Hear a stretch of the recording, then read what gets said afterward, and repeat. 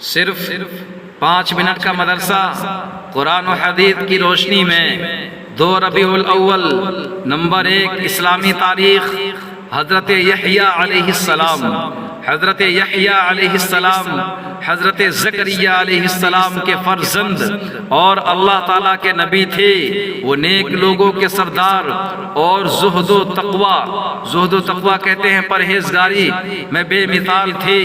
اللہ تعالیٰ نے بچپن سے ہی علم و حکمت سے نوازا تھا اور انہوں نے شادی نہیں کی تھی، مگر اس کے باوجود ان کے دل میں گناہ کا خیال بھی پیدا نہیں ہوا۔ وہ اللہ تعالیٰ کے خوف سے بہت رویا کرتے تھے۔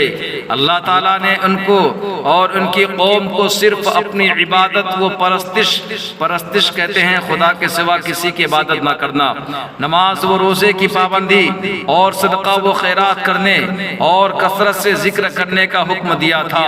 چنانچہ انہوں نے اپنی قوم کو بیت المقدس میں جمع کر کے اللہ کے اس پیغام کو سنایا۔ ان کی زندگی کا اہم کام حضرت عیسیٰ علیہ السلام کی آمد کی بشارت دینا اور رشد و ہدایت کے لیے، رشد و ہدایت کہتے ہیں نیک یا سیدھا راستہ بتانا، رشد و ہدایت کے لیے راہ ہموار کرنا تھا۔ جب انہوں نے دعوت و تبلیغ کا کام شروع کیا اور اپنے بعد حضرت عیسیٰ علیہ السلام کے آنے کی خوشخبری سنائی تو ان کی بڑھتی ہوئی مقبولیت یہودی قوم کو برداشت نہ ہو سکی اور حجت بازی کر کے یعنی بحث بازی کر کے اس عظیم پیغمبر کو شہید کر ڈالا اور اپنے ہی ہاتھوں اپنی دنیا و آخرت کو برباد کر لیا۔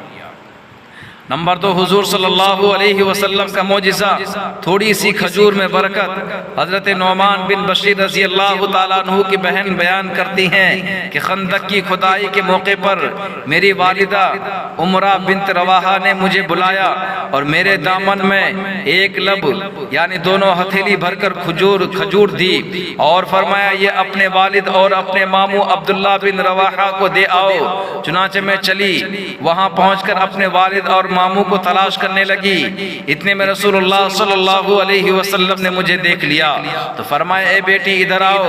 میں آپ صلی اللہ علیہ وسلم کے پاس پہنچی تو آپ صلی اللہ علیہ وسلم نے پوچھا یہ کیا ہے؟ میں نے کہا یہ تھوڑی سی کھجور ہے، میری والدہ نے میرے والد اور میرے ماموں کے واسطے بھیجی ہے۔ تو حضور صلی اللہ علیہ وسلم نے فرمایا میرے پاس لاؤ۔ میں نے ساری کھجور حضور صلی اللہ علیہ وسلم کی ہتھیلی مبارک میں رکھ دی اور پھر ایک کپڑا بچھوا کر اس پر بکھیر دی اور ایک آدمی کو فرمایا کہ آواز لگاؤ۔ چنانچہ اس آواز پر سب لوگ جمع ہو گئے اور کھانا شروع کیا اور کھجور بڑھتی گئی حتیٰ کہ سب لوگوں نے پیٹ بھر کر کھائی، پھر بھی اتنی زیادہ بچ گئی کہ کپڑے پر سے کھجور زمین پر گر رہی تھی۔ نمبر 3 ایک فرض کے بارے میں حج کی فرضیت۔ رسول اللہ صلی اللہ علیہ وسلم نے فرمایا اے لوگو تم پر حج فرض کر دیا گیا ہے لہٰذا اس کو ادا کرو۔ نمبر 4 ایک سنت کے بارے میں غموں سے نجات کے لیے دعا پڑھنا۔ رسول اللہ صلی اللہ علیہ وسلم کو جب کوئی رنج و غم پیش آتا تو آپ صلی اللہ علیہ وسلم یہ دعا فرماتے یا حی یا قیوم برحمتک استغیث۔ ترجمہ اے وہ ذات جو زندہ وہ جاوید ہے اور تمام چیزوں کا تھامنے والا ہے، میں تیری رحمت کی امید کے ساتھ تجھی سے فریاد کرتا ہوں۔ نمبر 5 ایک اہم عمل کی فضیلت تہجد پڑھنا۔ رسول اللہ صلی اللہ علیہ وسلم نے فرمایا جب کوئی آدمی رات کو اٹھ کر اپنی بیوی کو بیدار کرتا ہے اور اگر اس پر نیند کا غلبہ ہو تو اس کے چہرے پر پانی چھڑک کر اٹھاتا ہے اور پھر دونوں اپنے گھر میں کھڑے ہو کر رات کا کچھ حصہ اللہ کی یاد میں گزارتے ہیں تو ان دونوں کی مغفرت کر دی جاتی ہے۔ نمبر 6 ایک گناہ کے بارے میں زمین میں فساد پھیلانا۔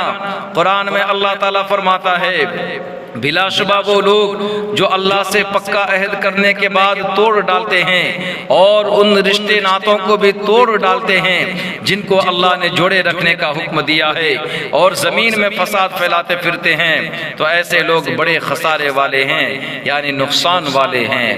نمبر 7 دنیا کے بارے میں، دنیا مانگنے والا۔ قرآن میں اللہ تعالیٰ فرماتا ہے لوگوں میں سے بعض ایسے بھی ہیں جو کہتے ہیں کہ اے ہمارے پروردگار ہم کو جو کچھ دینا ہو دنیا ہی میں دے دیجئے، تو ان کو جو کچھ ملنا ہوگا وہ دنیا ہی میں مل جائے گا، اور ایسے شخص کو آخرت میں کچھ نہ ملے گا۔ نمبر 8 آخرت کے بارے میں، جنتی کا تاج۔ رسول اللہ صلی اللہ علیہ وسلم نے فرمایا اہل جنت کے سر پر ایسے تاج ہوں گے جن کا ادنا سے ادنا موتی بھی مشرق و مغرب کے درمیان کی چیزوں کو روشن کر دے گا۔ نمبر 9 طب نبوی سے علاج، کلونجی میں ہر بیماری سے شفا۔ رسول اللہ صلی اللہ علیہ وسلم نے فرمایا تم کلونجی کو استعمال کرو کیونکہ اس میں موت کے علاوہ ہر بیماری سے شفا موجود ہے۔